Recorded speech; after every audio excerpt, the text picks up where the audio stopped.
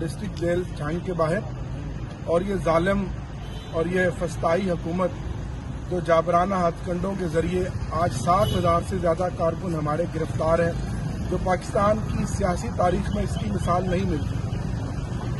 हमारे हौसले बुलंद हैं, हमारे जज्बे उसी तरह कायम व दायम है। इमरान खान हमारी रेड लाइन है और इस तरह की गिरफ्तारियां, इस तरह की हथकंडे, मुकदमात, दहशतगर्दी के मुकदमात हमारे इरादे कमजोर नहीं कर सकते, हमारे जज्बे कमजोर नहीं कर सकते। हम इमरान खान के साथ हैं।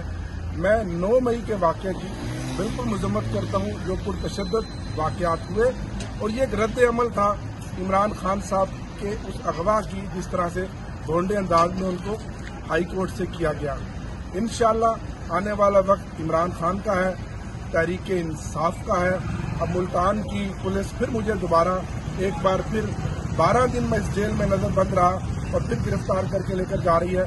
लेकिन ये गिरफ्तारियां, ये हथकंडे और ये फस्ताई हुकूमत वक्त को शिकस्त नहीं दे सकती।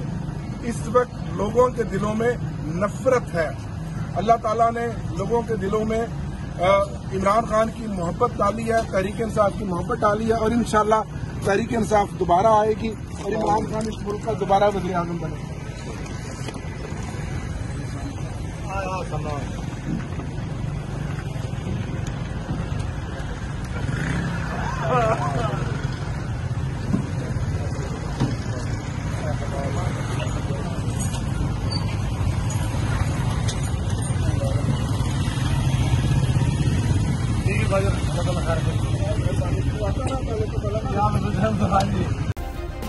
सब्सक्राइब करें और बेल दबाएं ताकि कोई खबर रह न जाए।